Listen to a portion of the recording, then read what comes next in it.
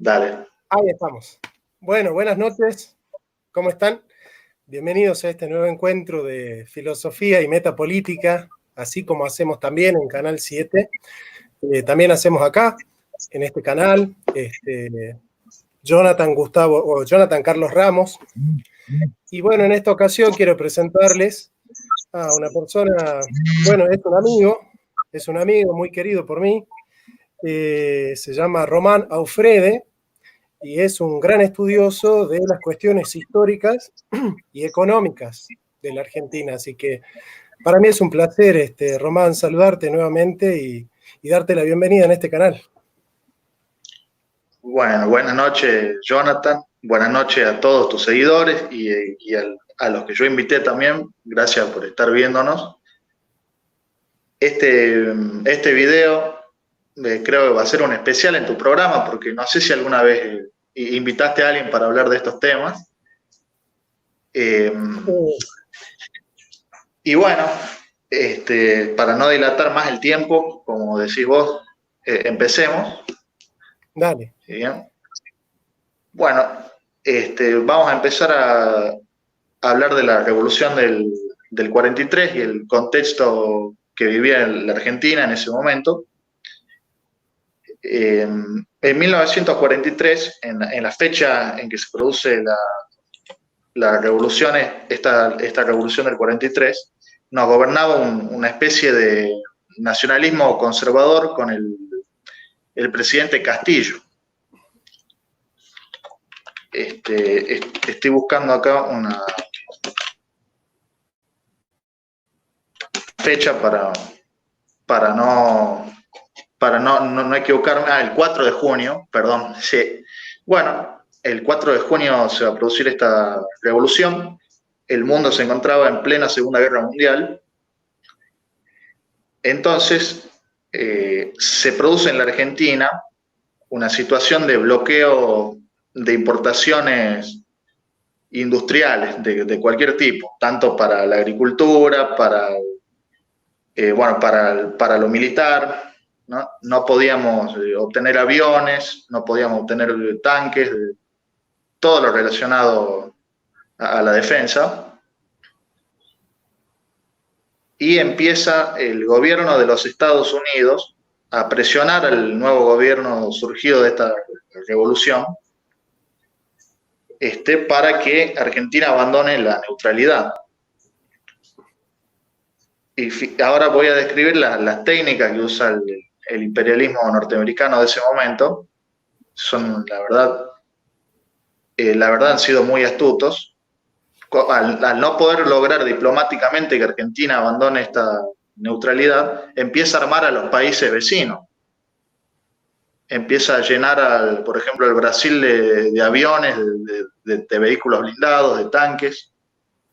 Argentina en ese momento solamente contaba con 12 vehículos británicos Vickers Cardinal Lloyd, modelo 1936, que ahora voy a mostrarles a la gente por el celular, porque acá me descargué unas imágenes para hacer más ilustrativo el video. No sé si, a ver, ahí se lo puede ver, ¿verdad? Bien, estos vehículos... Perfecto. Estos vehículos fueron adquiridos en la década del 30 y eran insuficientes ya para el nuevo tipo de guerra blindada que se estaba viviendo en Europa, ya que contaban con un ligero blindaje y ametralladoras. Y además contábamos con, seis de estos vehículos blindados, Crossley modelo 1924, pero vos sacás números, 12 blindados Vickers y 6 de estos Crossley eran, ¿cuántos son?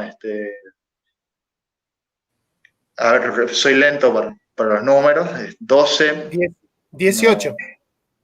Unos 18. Y Brasil estaba recibiendo decenas de aviones Mustang, P-47 Thunderbolt, tanques de Stuart. Amenazaba el Brasil con quitarnos hasta territorio con esa fuerza con esa nueva fuerza que le había proporcionado los Estados Unidos. Entonces es así que el gobierno de la Revolución del 43, que va a tener dos figuras destacadas, el general Pedro Pablo Ramírez, va a ser el primero, representante del hispanismo católico, va a tomar la determinación de recurrir a la industria nacional. Y ¿Me también... permitís hacer un breve comentario? Sí, sí, sí. A mí me gustaría recalcar que no hay soberanía militar si no hay soberanía industrial. ¿Por qué? Porque vos no podés tener una soberanía nacional si no tenés un ejército bien equipado. Y no podés tener un ejército bien equipado si no tenés una industria que fabrique tus propias armas, porque mal que mal podés vos depender en una guerra de importar armas de otro país, ¿no? Exactamente. Es un comentario muy, muy acertado. Ojalá lo entendieran todos los gobernantes que tuvimos desde la vuelta a la democracia, desde el 83 hasta el presente. Y en esos dichos que acabas de recalcar, coincidían el general Sabio, por ejemplo, el padre de la industria siderúrgica argentina, el general Enrique Mosconi, el mismo Irigoyen, ¿no? Y bueno, precisamente el general Sabio se va a destacar en esta revolución del 43 que estamos hablando, al crear fábricas de pólvora, de explosivos, y al crear altos hornos Zapla. Eso, bueno, lo podemos nombrar más adelante. Bueno, ¿en qué nos habíamos quedado? Me perdí.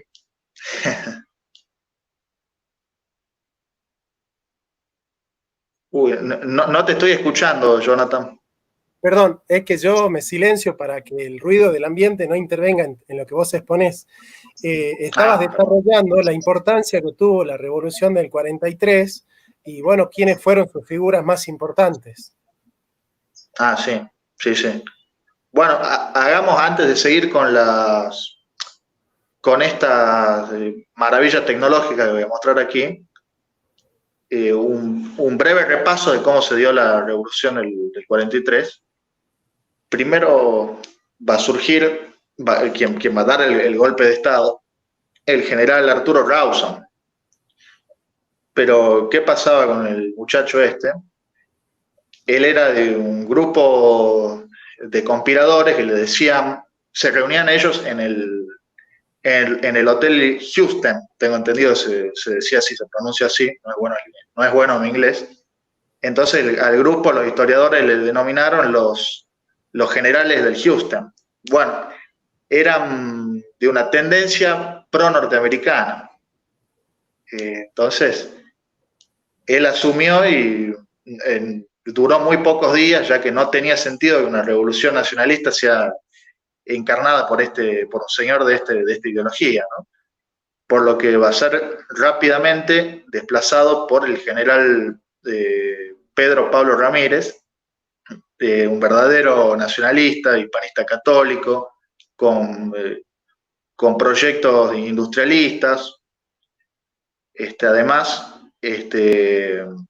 bueno, yo soy amigo de su nieta, quien espero que esté viendo este video, y nos comenta que este señor, su abuelo, era de formación alemana, así que imagínate, tenía mucha simpatía por Alemania. Tengo que recalcar que no era pro-nazi, era pro-alemán, porque él se preparó en la época del Imperio Alemán, si mal no recuerdo, antes de la existencia de la Alemania nazi. Bueno, sigamos ahora con las maravillas tecnológicas que te iba a mostrar, a menos que quieras decir algo más. Sí, bueno, cabe aclarar que después de la Primera Guerra Mundial, el Tratado de Versalles obliga a Alemania a desarmarse, ¿no? Prohíbe a Alemania tener armas propias y fabricar armas, ¿no? Con lo cual, una de las primeras cosas que buscó Hitler hacer es fortalecer la soberanía y la defensa nacional, que es uno de los mandatos del presidente, ¿no? La seguridad interna y la defensa nacional, con una industria fuerte, ¿no? Que, bueno, que se Totalmente. convirtió en gran manera con el Tercer Reich, digamos, ¿no? Que, bueno, esto no es defender todo lo que hicieron los nazis, pero sí decir que un país que se industrializa tiene mucha más soberanía y es imposible pensar la soberanía sin esa industrialización, ¿no? Perfectamente, sí. Y esto el ala nacionalista católica, hispanista, lo entendía muy bien. Bueno, por eso es que van a dar lugar a estos ingenios que te voy a mostrar ahora, pero sigamos charlando, terminando ya el contexto que vivía Argentina. Viste los viejos blindados que poseíamos en ese momento, que eran insuficientes, que yo había nombrado. Bueno, las Fuerzas Armadas Argentinas empiezan a buscar en los distintos mercados, buscan en Estados Unidos, en ese momento los Estados Unidos, antes de la guerra, no habían desarrollado, no habían hecho la conversión de su industria civil a una industria bélica, porque no estaban en guerra, pero por lo tanto producían solamente en su mayoría para el sector civil y lo militar era exclusivamente para su uso propio, además de que éramos un país que a ellos no les simpatizaba y mucho menos con el gobierno surgido de la Revolución del 43. Bueno, entonces Argentina, empezada la guerra, va a buscar en Gran Bretaña, que no podía proveer de ningún tipo de material a los latinoamericanos porque estaba rodeada por Alemania. Francia estaba totalmente invadida, tampoco nos podía vender. Yo los países que te estoy nombrando, los nombro porque eran los que producían este tipo de vehículos en ese entonces. Entonces surge un pequeño rayo de luz y Argentina encuentra una opción en un modelo de tanque checoslovaco, que en ese entonces era el mejor vehículo, el mejor tanque del mundo, el mejor tanque mediano. Ahora se los muestro a la gente para que lo vean. Uy, a ver. Bueno, ahí está. Contaba con buena movilidad, buen blindaje, buena autonomía, un excelente cañón, pero surge un dramita. Justo Alemania se anexiona a Checoslovaquia, toma la fábrica de este vehículo y le dan uso en el ejército alemán, por lo tanto Argentina pierde la última esperanza de importar un vehículo. Bien, entonces al gobierno de la revolución no le queda otra que recurrir a la industria nacional y le piden al teniente coronel Alfredo Baisi, que tenía conocimientos de ingeniería, de construcción, de estas cosas, de estas máquinas, le piden que diseñe un tanque nacional que esté a la altura de los mejores, que esté a la altura de los vehículos de ese momento. Bueno, Alfredo Baisi con su equipo construyen una maqueta en solo 45 días, una maqueta en madera en escala real, y solo 2 meses después, 2 o 3 meses después, van a concluir el primer prototipo del denominado tanque Nahuel de L-43. Este va a ser el primer tanque argentino y yo creo que el primer tanque latinoamericano. Ese es un dato que tengo que corroborar, pero creo que es el primer tanque latinoamericano. Ahora se lo vamos a mostrar a la gente. A ver.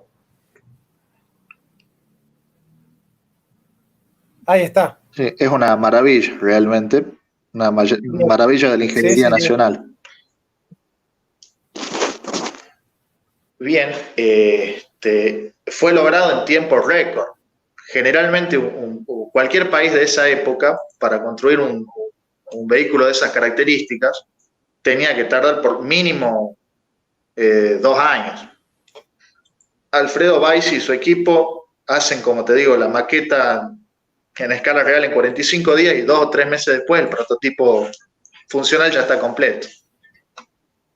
Bueno, te voy a nombrar, acá lo tengo anotado, son muchas empresas nacionales, públicas y privadas que han participado en la creación de este vehículo. ¿Por qué lo nombro esto? ¿Por qué para mí es importante? Porque el mito liberal dice que la revolución del 43 y más adelante el peronismo atentaron contra la industria privada, cuando fue todo lo contrario. Ahora va a haber la cantidad de empresas privadas que participaron en la creación de este vehículo. Está la empresa AFADASA, tenés, bueno, la estatal Fábrica Militar de Aviones de Córdoba, ahí te leo otro más. Dame un segundo. No hay problema, Román. Acá te saluda un compañero, un tocayo tuyo de Chile, que se llama Román Capa. Ah, mirá. Te dice, se ve lindo el tanque, y también te pregunta si Chile también fue forzado a dejar la neutralidad en cuanto a la Segunda Guerra Mundial. Bien, ¿me lees por favor la primera pregunta? Esa no la escuché bien. No, es un comentario, te dice que se ve lindo el tanque que mostraste. Ah, bien. Sí.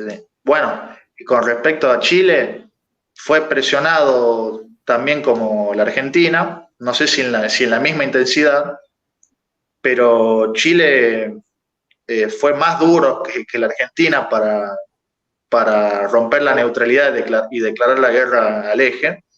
Y creo que ellos hasta el último año de la guerra jamás le declaran la guerra al eje, y creo que como máximo rompen relaciones diplomáticas. Vos corregime si me equivoco.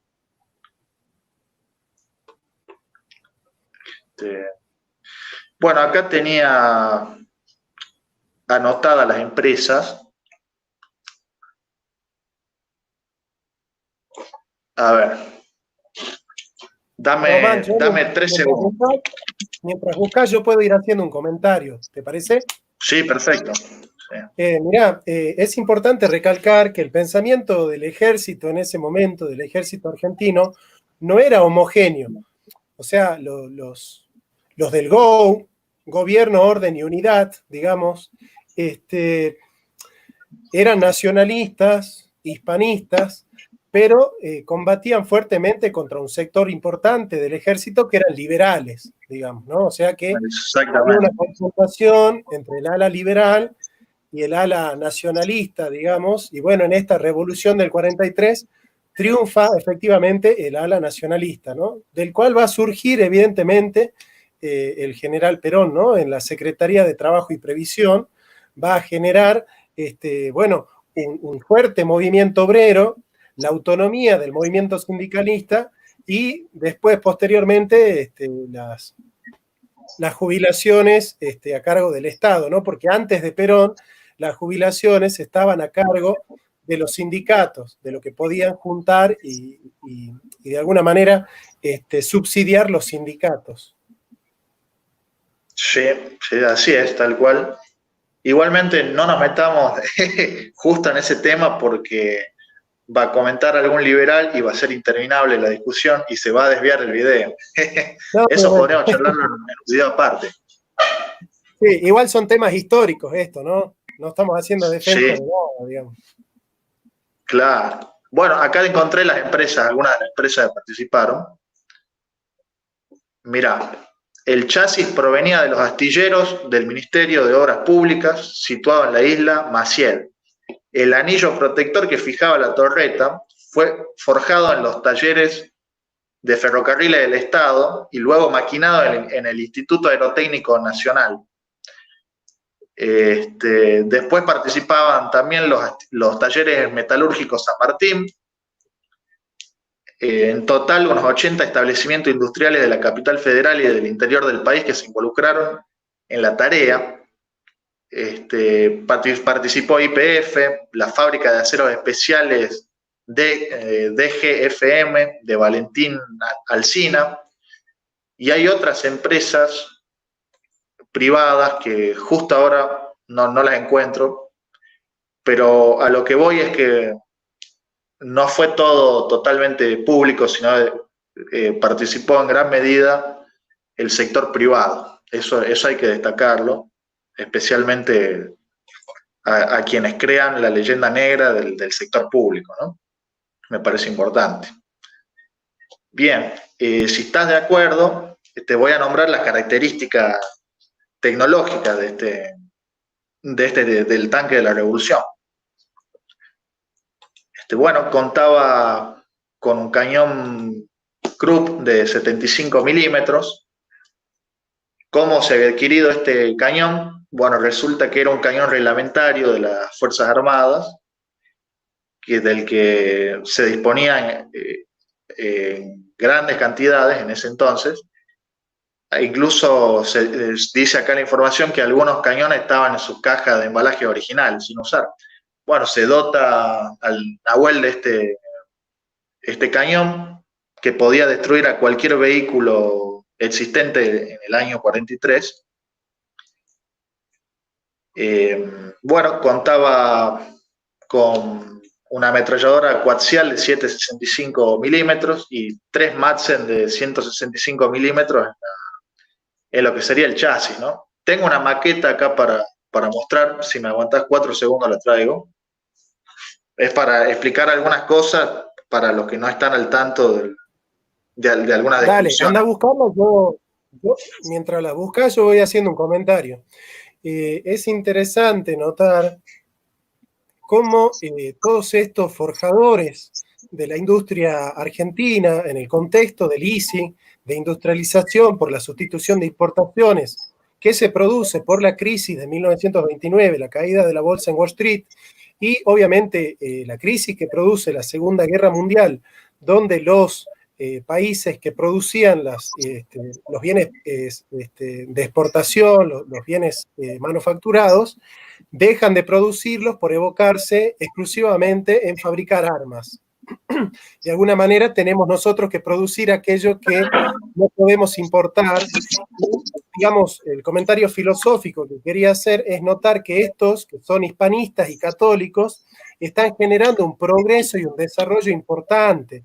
Esto va en contra de la tesis de Weber, de Max Weber, de que los pueblos católicos son pueblos atrasados con respecto a pueblos protestantes que llevan al progreso. Nosotros estamos viendo acá católicos que están generando un progreso y un desarrollo en la nación argentina como nunca se ha visto antes, ¿no?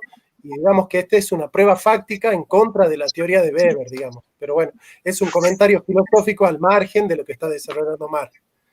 Perdón, Román. Estuvo bueno, me gustó, me encantó el dato ese. Bien.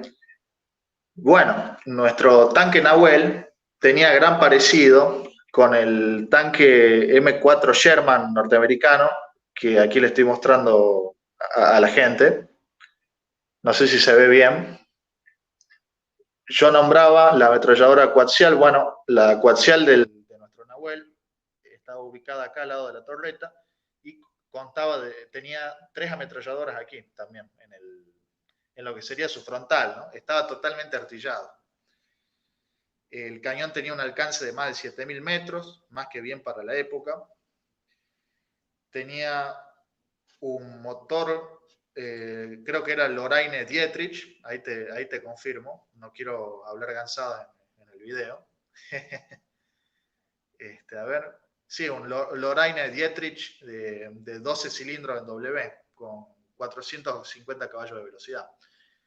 Y su torreta era muy novedosa, ya que había sido fundida en una sola pieza, que era un ingenio de fundición que solamente había logrado Francia con su tanque Somua S-35, a ver, acá la estoy mostrando, y lo había logrado la Unión Soviética con su tanque T-34.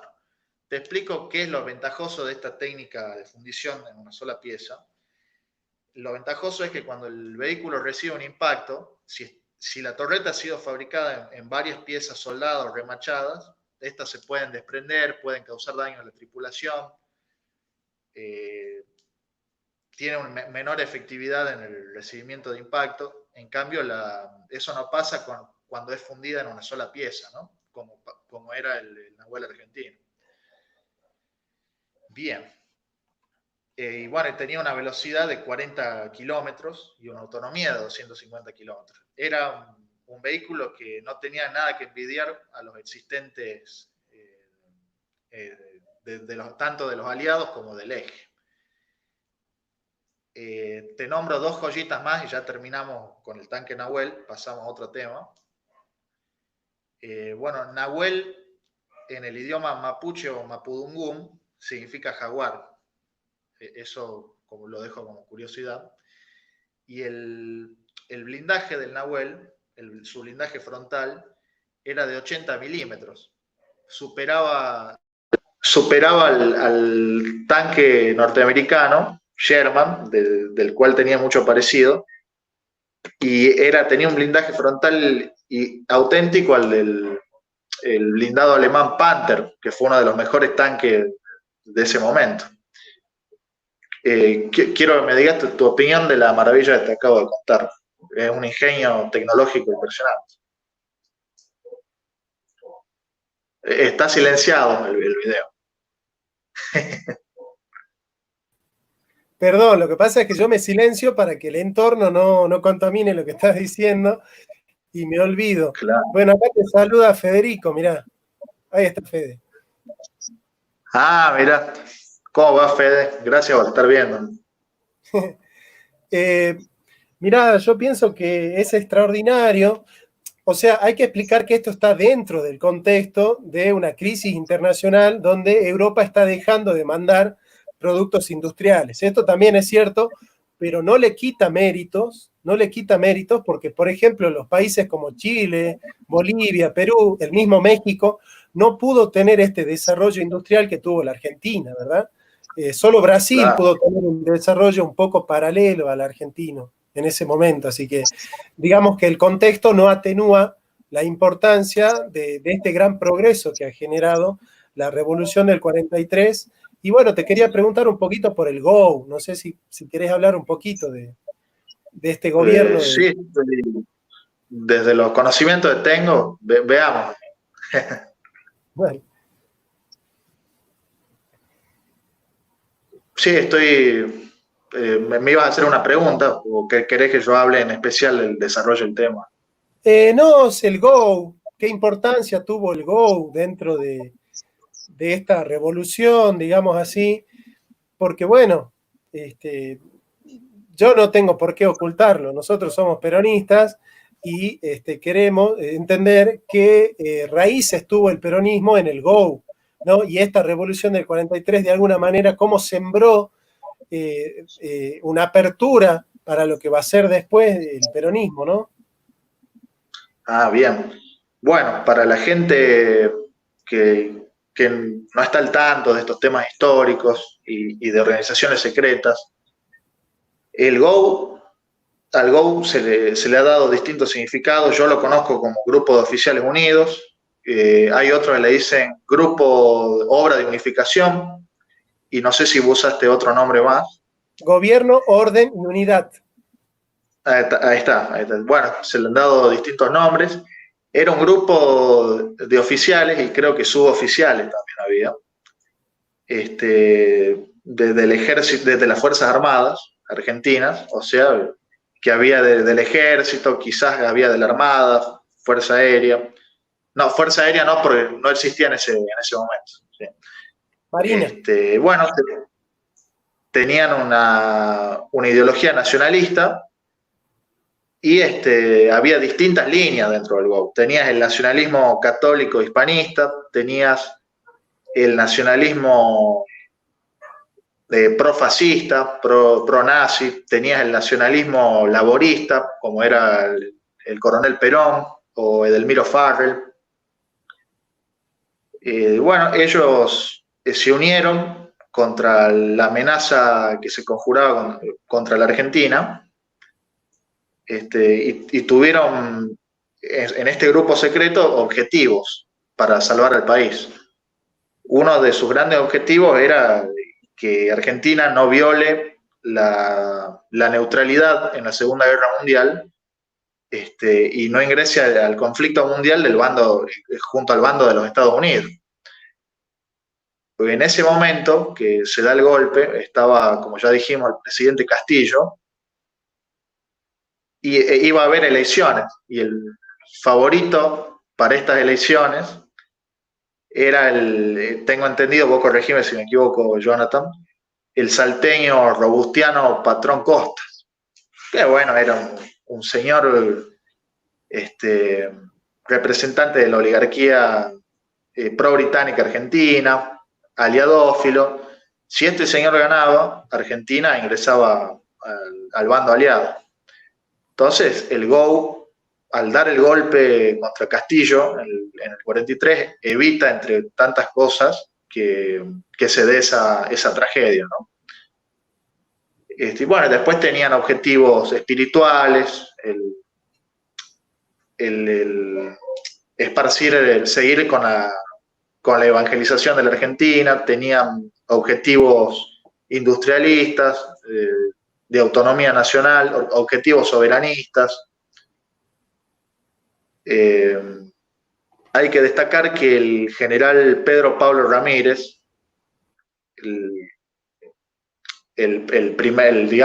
uno de los protagonistas de esta revolución del 43, él no pertenecía al GO. Muchas veces se equivocan algunos historiadores o los datos de internet, ¿no?, al nombrar esto. Bueno, eso ha sido básicamente lo que tenía que decir del GO. No sé si te gustaría agregar algo más, Jonathan. No, Román, me parece que está bien. Si querés volver a la Revolución del 43 y su significado histórico y económico, o pasar a otro tema, siguiendo con las conquistas tecnológicas de esa época. Sigamos con las conquistas, y vos después vas preguntando, sacando más temas, agregando más cosas. Si no, yo me voy a perder. Dale. Dale. Bueno, termino rápidamente con el Nahuel. Se produjeron solamente, algunas fuentes dicen 12 unidades, otros dicen 23 unidades. Nombro acá una joyita de información. En su presentación en el desfile, cuando salen a la luz pública, se le pusieron patentes falsas. Por ejemplo, patente con el número 123, 204, 77. Esto fue para engañar a la inteligencia británica, norteamericana, haciéndoles creer que Argentina había producido en masa este tanque en absoluto secreto. Inclusive hay información de una sección de inteligencia norteamericana que se llamaba el G2, que van a estos informes a mostrar cómo estaba alarmado el Departamento de Estado, alarmado y sorprendido. Y ni hablar del impacto psicológico que causó en los países vecinos, ¿no? Este tanque anuló cualquier intento de agresión que haya tenido Brasil o Chile o Bolivia en ese momento. Bien, con respecto... Bueno, no, este ya es un tema que voy a tocar más adelante. Pasemos a otro ingenio tecnológico del momento. ¿Estás de acuerdo, Dale. Jonathan? Dale, ¿puedo hacer un comentario al margen de eso también? Sí, mientras te voy mostrando una foto antes de que se me pase, de la comparación frontal del M4 Sherman estadounidense con el Nahuel argentino. Genial. Bien, ahora sí. Getúlio Vargas, por ejemplo, en esta época, el presidente de Brasil, obviamente, creador del Estado Novo, tuvo, bueno, amplias simpatías neofascistas y terminó aliándose a los Estados Unidos, ¿no? A los Estados Unidos que en esa época eran gobernados por Franklin Roosevelt, y pidió la colaboración de los estados hispanoamericanos para participar junto a tropas norteamericanas en el frente occidental de la guerra. Por otro lado, México le ofreció aviadores que se lucieron. Brasil cedió una base militar a Washington y soldados. En 1944, en medio del conflicto interminable contra Alemania, la Alemania nazi, los brasileros perdieron tan solo en la batalla por la conquista de Monte Cassino en Italia más de 4.000 hombres. Esto es interesante notar justamente la valentía que tenían estos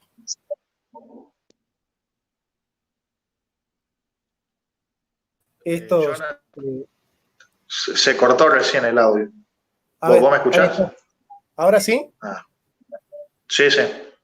Bueno, no, la valentía que tienen los del GO, digamos, de mantener la neutralidad, porque no era fácil en este contexto donde te veías absorbido de alguna manera por el panamericanismo y por esta idea de que estamos en el hemisferio occidental y que todos los americanos tenemos que estar juntos.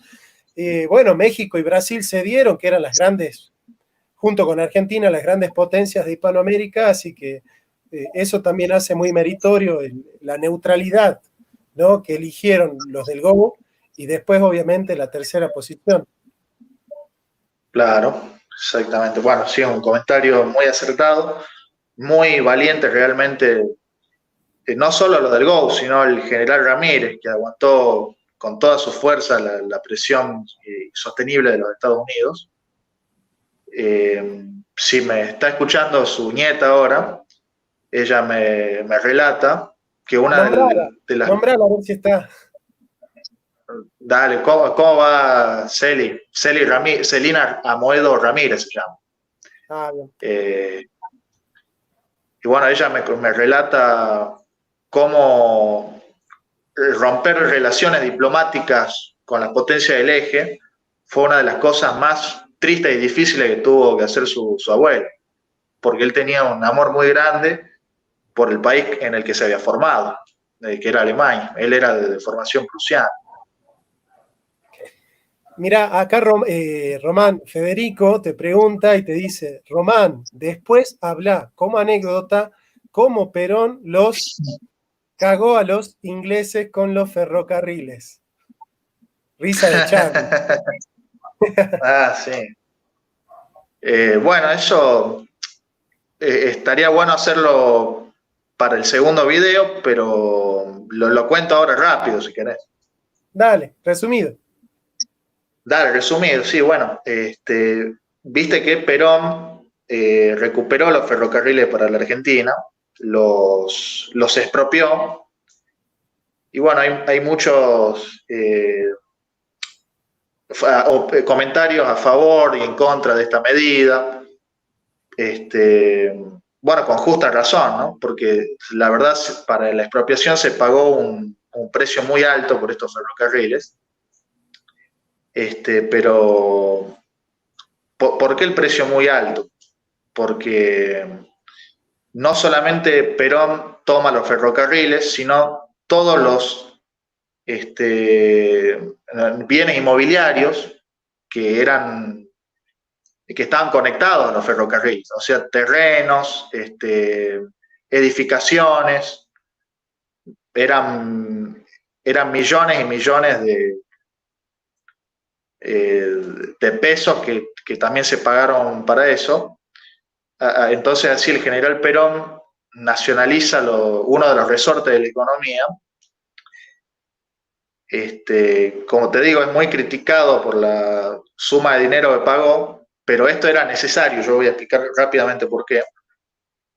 Porque uno de los ministros de Perón, al momento de la adquisición de los ferrocarriles, dice así, tiene una frase famosa: hemos adquirido chatarra, creo que dice.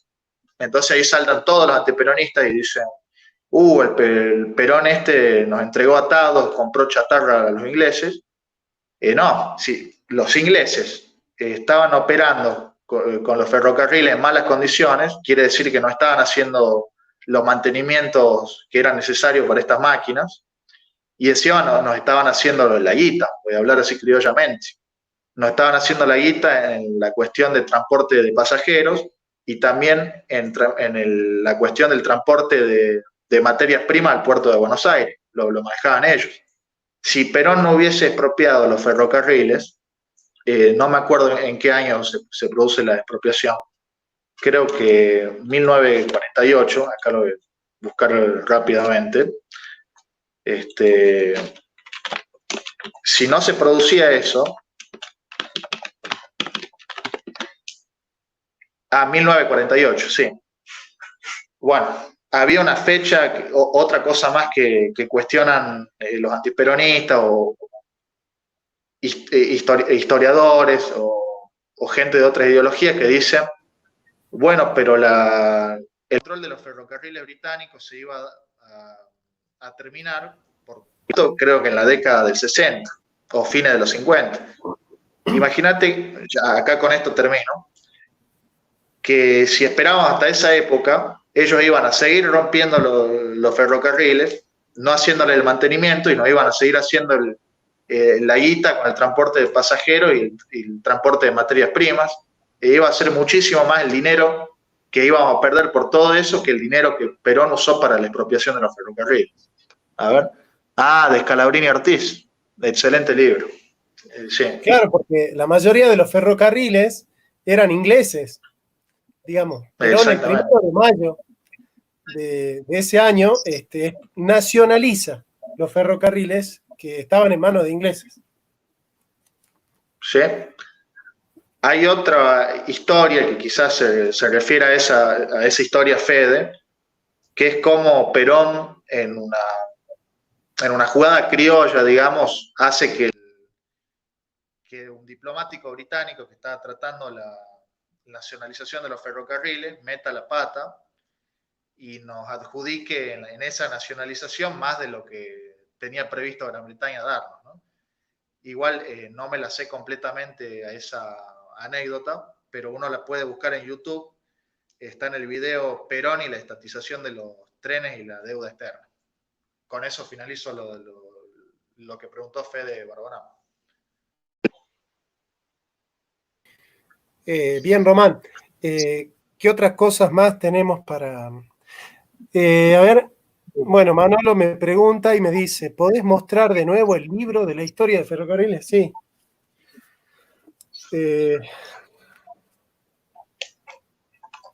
¿Se ve bien?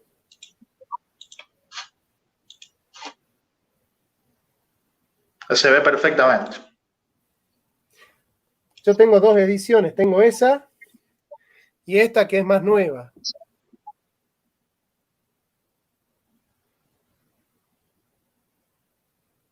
Re completo, Johnny. Ahí está. Bueno, Román, no sé qué más tenemos para hoy. Mucho todavía. No sé si estamos con tiempo. Voy a tratar de avanzar rápido. Dale, yo te dejo solo e intervengo cuando vos me llames, ¿sí? Así la pantalla la ocupás vos. Dale, igualmente me sentiría más cómodo si estás así vos, ¿no? Porque cuando vos sentís con la cabeza, yo sé que estoy diciendo las cosas bien. Dale, no, yo digo para que vos si querés mostrar cosas, la pantalla entera te toma mejor las cosas que mostrás, pero yo estoy acá, yo te bueno. estoy escuchando. Dale. Bueno, dale. Perfecto. Dale. Bien. La revolución del 43 se basó también no solo por la producción de vehículos íntegramente nacionales, sino también por decirlo de alguna manera, la modificación de las tecnologías ya existentes en nuestro país. Por ejemplo, acá voy a nombrar un vehículo muy inédito que varias personas que estén viendo el video, sobre todo los que saben historia de este tipo de cosas, se van a sorprender, que es el tractor de artillería Yacaré, otro logro de la revolución. Bueno, no sé si ahí se habrá podido ver. Que bueno, era un diseño basado en tractores civiles que había importado Argentina por esos, creo que por los años 30, fines de los 30, y fue modificado militarmente. Era un modelo Caterpillar, así es. Bueno, acá te leo rápido unas características que tenía. El conductor iba sentado al centro con un sistema de control a palancas. Tenía sus laterales asientos para otros dos acompañantes que podían usar 2 ametralladoras Madsen que tenía instaladas. Y había otros 3 asientos para los eventuales operadores de un cañón antiaéreo. O sea que estamos hablando de un verdadero vehículo artillado, ¿no? Basado en un tractor. Mirá el ingenio criollo que tuvo la revolución del 43. Fue presentado en la revista militar de 1944 y, bueno, se construyeron unas pocas unidades. ¿Qué opinas, Johnny, de este vehículo que acabo de mostrar? Ahí lo vuelvo a enfocar.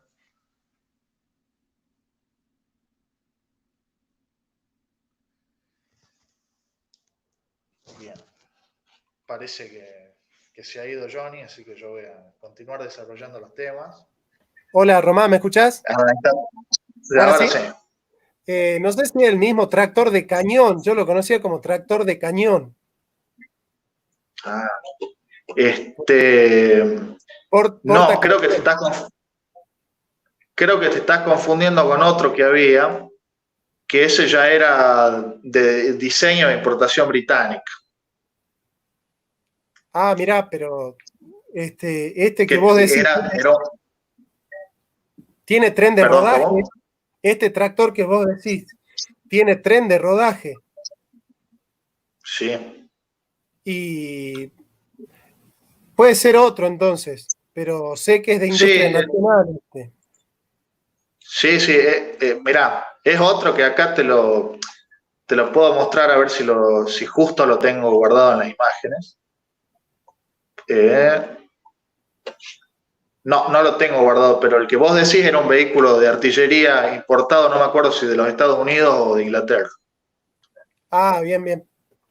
Sí, no lo puse en el video porque no es un desarrollo autóctono. Claro. Sí. Bueno, continúo con el desarrollo de estos ingenios. Bueno, Argentina, por esos años de la guerra, se vio privada de materiales estratégicos para la construcción de distintos tipos, especialmente la militar, que era la que más urgía en el momento. Entonces, la superioridad aérea encarga a los ingenieros del Instituto Aerotécnico la creación de un avión de entrenamiento avanzado. ¿Qué características iba a tener este avión? Es que iba a usarse en su construcción maderas nacionales para suplir la escasez de los materiales de construcción aeronáutica que importamos de otros países, ¿no? Entonces, Argentina, en algún momento, que calculo que habrá sido antes de la guerra, importa un avión, perdón, no fue antes de la guerra, fue durante la guerra, pero cuando Estados Unidos aún no había entrado en el conflicto. Así es. Así que, bueno, Argentina logra adquirir un avión Texan norteamericano. A ver, acá lo voy a mostrar. Ahí se lo ve. E inicia el proyecto FMA-21. FMA eran las siglas de Fábrica Militar de Aviones. ¿En qué va a consistir este proyecto?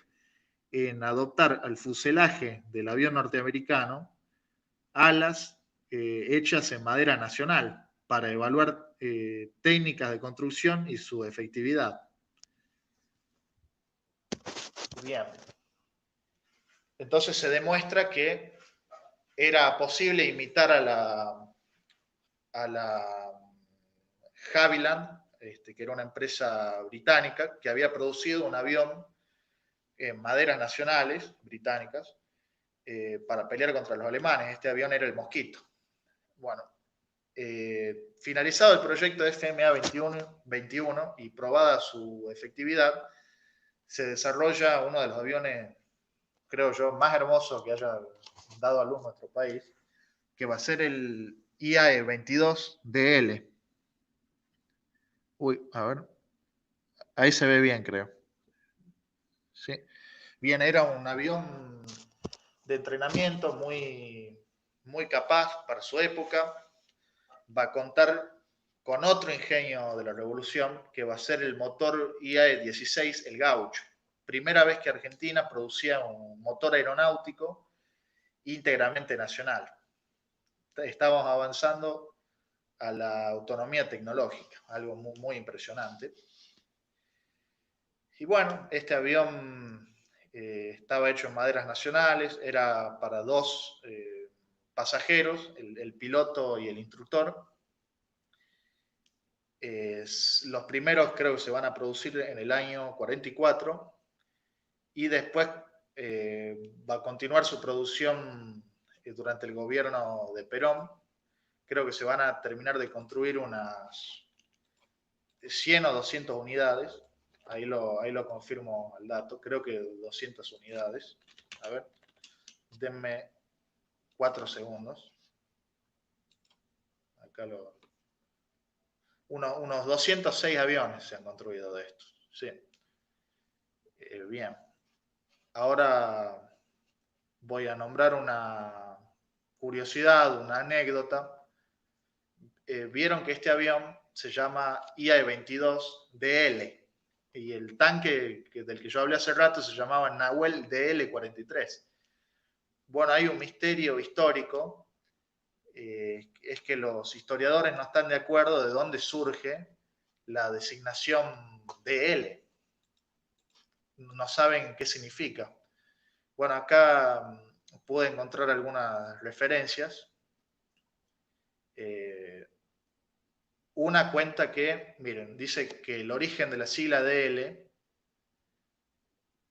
una de las versiones es que una publicación estadounidense se refirió al ejército argentino desprovisto de materiales provenientes de la ley de préstamo y arriendo. O sea, ¿a qué se refiere? Que Argentina no podía recibir material de guerra de los Estados Unidos, de ningún país aliado, por el bloqueo que tenía. Entonces ellos nos apodaron el león sin dientes.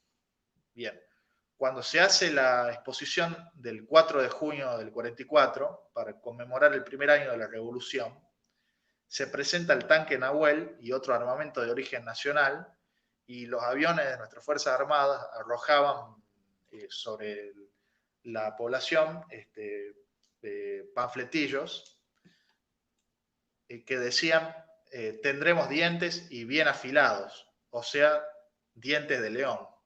Ese es uno de los orígenes de la designación de L.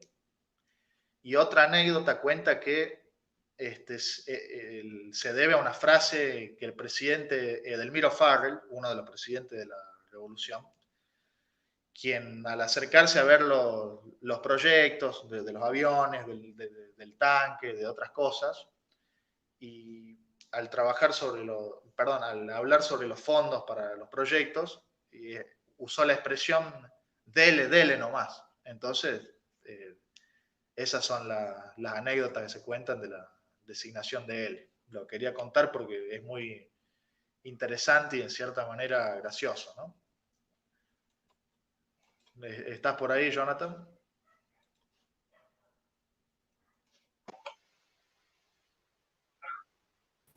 Sí, te escucho atentamente. Estoy tratando de poner información también debajo de lo que decís, porque ese motor fue reemplazado también por algunas fallas de compresión. ¿Cuál? ¿El Gaucho? Sí. Ah, sí, fue reemplazado, tenía algunas fallas y se le puso un motor Cheta, que era de origen, no me acuerdo si británico o estadounidense, y de ahí surge, a ver, ah, sí, ahí está el Cheta de 475 caballos de fuerza, creo, sí. Y bueno, de ahí surge otra versión de este avión que va a ser el IAE-22DL versión C. Increíblemente de este avión se diferenciaba del anterior porque el anterior tenía 2 palas de hélice, dos hélices, digamos, ¿no? Y esta nueva versión C tenía 3 hélices. Entonces, lo curioso es que hay una sola foto en internet. No encuentro ninguna foto de la versión C más que que esa sola que ya nombré, y encima sale de costado. Curioso, ¿no? Bueno, para finalizar con el DL-22,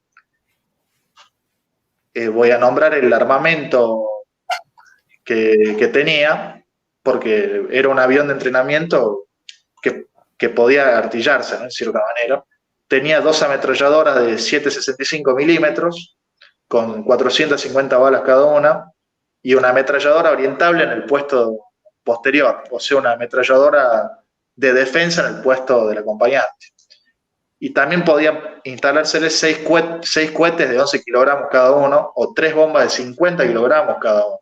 O bien, dice aquí, 9 de 15 kilogramos cada uno. Una bestia todo lo que podía cargar. Claro. Y bueno, participó en combate en el lamentable suceso de los levantamientos del 55, del bombardeo a Plaza de Mayo. Bueno, tuvo su historia, ¿no? El avión. Con eso finalizo lo del DL-22.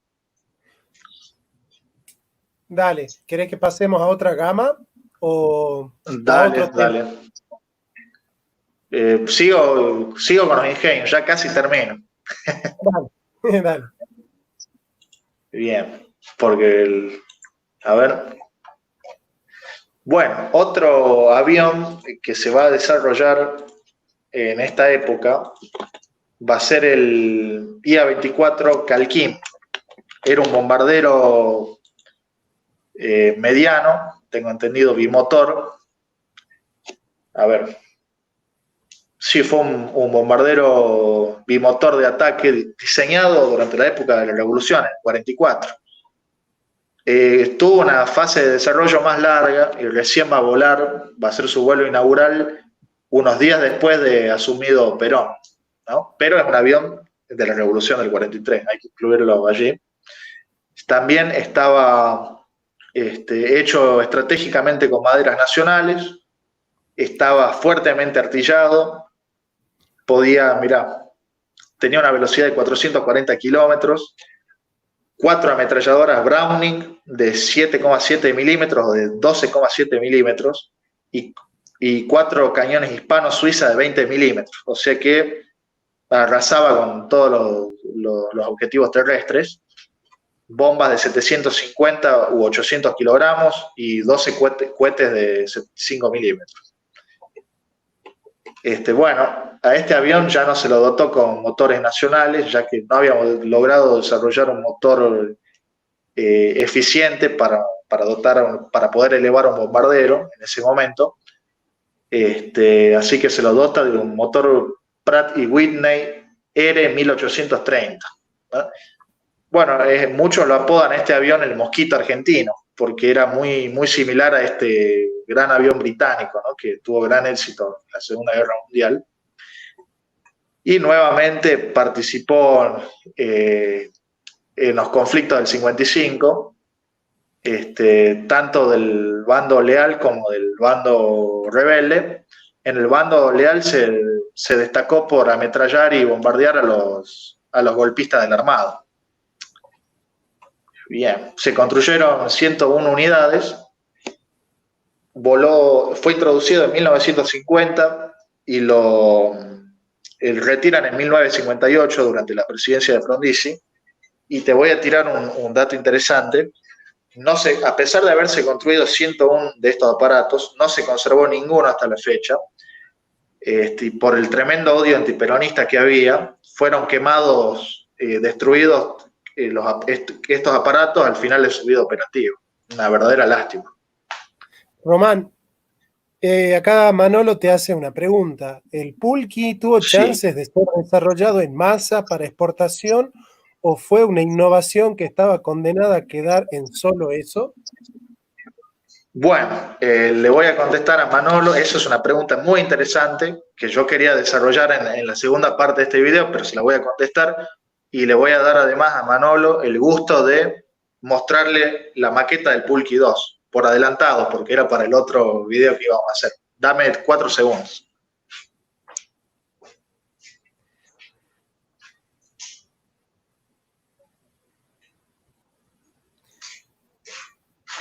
Perdón, Manolo, no había visto tu mensaje. Trato de colocarlos a todos los que veo. No sé por qué se me pasó. Ahí está. Bien. Bueno, ahí va.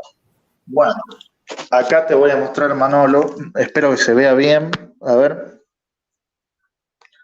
A ver, lo voy a alzar. Pasa que tengo miedo de que se rompa. A ver, pará.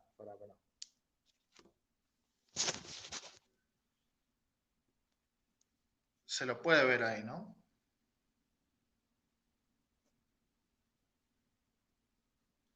Bien, este es el IA-33 Pulqui.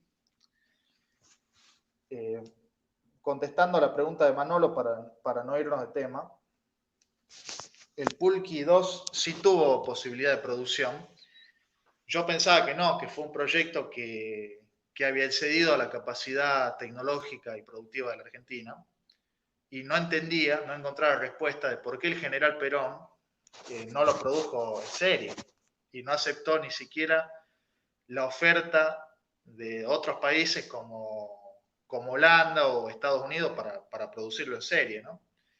Bien, la respuesta la encuentro en un libro muy interesante.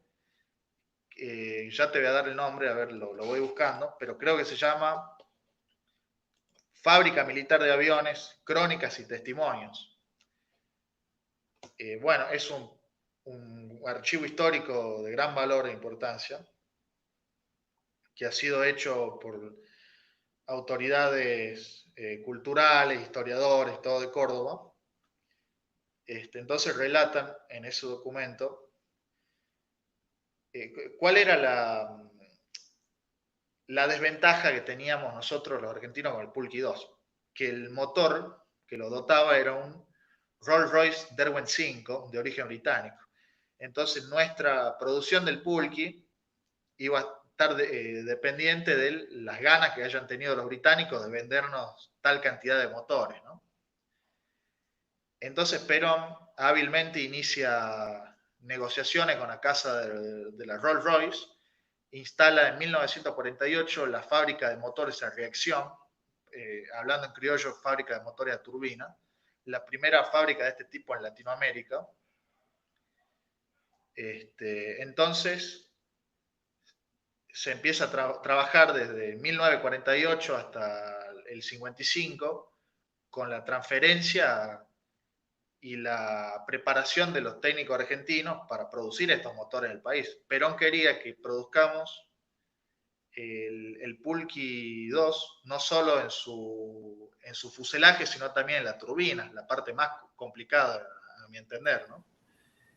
En este documento de crónicas y testimonios se relata uno de los operarios de esta fábrica de motores a reacción cómo a fines del 55 ellos ya estaban haciendo las primeras partes de la turbina Rolls-Royce Derwent 5 y que el Pulqui 2 iba a ser empezado a producirse en serie en 1956.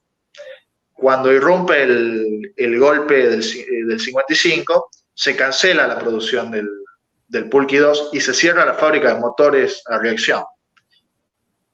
Hubo varios intentos desde el 55 hasta el 59 de las autoridades aeronáuticas para alentar al gobierno de que se produzca en serie, pero no prosperó ninguna porque había ganado el sector liberal del ejército, partidario de no producir íntegramente estos diseños nacionales y partidario de importar aviones de otro lado. Es así que a fines del 59 se opta por aceptar 20 F-86 Sabre estadounidenses, que son un avión muy similar al Pulqui, y encima usados.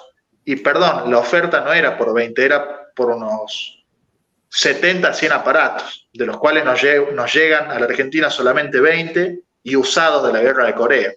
Y ahí muere el Pulqui 2. Pero por supuesto que sí, el Pulqui 2 tenía posibilidad de ser producido en serie y nos iba a ayudar a dar un salto de autonomía tecnológica muy grande, porque íbamos a producir motores a reacción en la Argentina. Espero que te haya contestado tu pregunta, Manolo. Bien, Román, vamos a hacer otras charlas. Esta es la primera. Y por ser la primera, me parece que tuvimos una convocatoria interesante. Te vieron de Chile, te vieron de Perú, te vieron de Qué Panamá. lindo. Así que, nada, te dejo para que hagas un cierre. Si querés dar una información o hacer un análisis de todo esto, que también es importante hacer una interpretación de todo este proceso, ¿no? Sí. Bueno, dame un minuto, muestro rápido una última cosa. Dale. Sí, sí, no Eh, hay problema. bueno, les quería mostrar la última innovación que investigué sobre la evolución del 43, que es el Jeep Ñandú. Era un gran aparato, un gran vehículo argentino, que fue el primer todoterreno 4x4 desarrollado en la Argentina. Se construyen solamente 4 prototipos. Estaba pensado para el uso civil y el militar, o sea que hubiese sido el primer propulsor de la industria eh, de vehículos civiles en masa, ¿no? Por decirlo de alguna manera. Y destaca, a ver, pará, dame un segundo. No quiero hablar tonteras, pará, no me quiero equivocar.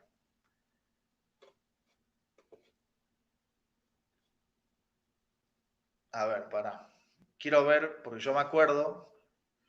Ah, sí, destaca por haber tenido un motor diésel construido íntegramente en la Argentina, casi de forma artesanal, en las fundiciones Santini. Ahí tenés otro dato, ahí tenés un dato de la participación de la industria privada en estos desarrollos, ¿no? Bueno, finalmente, para finalizar el desarrollo de estos temas, algunos proyectos de la Revolución del 43, como el avión IA-22DL y el bombardero Calquim, sobreviven a la Revolución del 43 y son producidos en serie. Y otros proyectos como el tanque Nahuel y el Jeep Ñandú o el tractor Yacaré quedaron en pocas unidades porque al finalizar la guerra había un montón de material sobrante en Europa. Entonces, importar un Jeep norteamericano usado de la Segunda Guerra Mundial valía 5 veces menos de producir un Jeep Ñandú. Entonces, y la Argentina, por su condición económica, le convenía importar Jeeps, y lo mismo pasó con el tanque Nahuel, ¿no? Que fue reemplazado casualmente por este inferior diseño norteamericano del M4 Sherman, ya que se podía adquirir cientos de estos vehículos a muy bajos precios, y además primaba esa necesidad porque teníamos un enemigo armado hasta los dientes después de la guerra, como era Brasil. Entonces nos teníamos que armar rápidamente. Bien, acabo de finalizar, Jonathan, con todos los desarrollos tecnológicos que investigué sobre la Revolución del 43. Dale, yo simplemente cerrar con una frase que siempre me resultó interesante de Jaureche. Él decía, o somos una nación y nos industrializamos, o somos una granja. Y la diferencia es, o producimos bienes y riqueza para otros países, o producimos bienes y riqueza para nosotros, ¿no? Y creo que digamos, la gran confrontación de estas dos Argentinas, la Argentina liberal, la Argentina agroexportadora, la Argentina que busca que seamos el granero del mundo y que otros sean el taller del mundo, digamos, es una Argentina que ya dio cuenta de que ese modelo fracasó. Escuchamos a personajes como Milei, por ejemplo, elogiar al modelo agroexportador, elogiar a los liberales que hicieron de la Argentina una gran... A caballo, exacto. Y me parece que está claro que el proyecto, y lo dice bien Moreno, es el desarrollo, ¿no? Ir a la agenda del desarrollo con un nacionalismo que trate de incluir a aquellos que siempre quedan afuera de los procesos de desarrollo, o tratando de integrar a todos a la mesa familiar de los argentinos, digamos, ¿no? Y bueno, yo creo que esa es un poco la tarea de todos los argentinos. Te manda saludos de Córdoba, Mauricio Peñaranda. Ah, qué bueno, pensé que se iba a colgar. Saludos, Mauri, me alegra que estés viendo el video. Y bueno, Manolo te dice muy buena tu explicación, Román. Así Qué que bueno, bueno. nada, Román, te agradezco. Obviamente te doy el derecho de dar el cierre vos, porque sos el invitado y la estrella de este encuentro. Así que nada, si querés decir las últimas palabras, yo te lo cedo, terminás y yo termino la conexión. Ahora me despido de ustedes. Gracias por habernos acompañado. Suscríbanse al canal porque se vienen entrevistas, por ejemplo, a Milei, a Marcelo Guyó, que ya estamos charlando con ellos y bueno, se vienen entrevistas con ellos también, así que están todos invitados a participar. Dale, Román, todo tuyo. Bien, Nos bueno, vemos. quiero finalizar con algo prometido a mi amiga Celimírez, que me colgué de hacerlo completamente en el video que acabamos de hacer con Jonathan. Quería, bueno, resaltarlo como uno de los mejores presidentes que tuvo nuestro país y uno de los más honestos, y de los más católicos también, ya que él asumió la presidencia del país en 1943 con la condición de no cobrar sueldo y de que sus funcionarios tampoco cobren sueldo. Un hecho casi inédito, yo no escuché muchos gobernantes de nuestro país que hagan eso. Bueno, fue un gran defensor de la fe católica. Bueno, acá se los voy a mostrar en una foto. Y un gran defensor de la soberanía nacional y de la neutralidad argentina. Aquí está, quería terminar mostrándoles la imagen de él. Espero que alguna vez, Celi, si me estás viendo, puedas escribir ese libro para limpiar el nombre de tu abuelo. Y bueno, finalizar agradeciéndote, Jonathan, por haberme invitado, por darme la posibilidad de exponer todas estas cosas eh, por las cuales los argentinos tenemos que sentirnos muy orgullosos y hasta con el pecho inflado, te diría. Pedirle a la gente que difundan este video, difundan el canal de Jonathan, porque es muy interesante, muy bueno. Difundan este video para que vea la juventud, vean los grandes, la Argentina que tuvimos,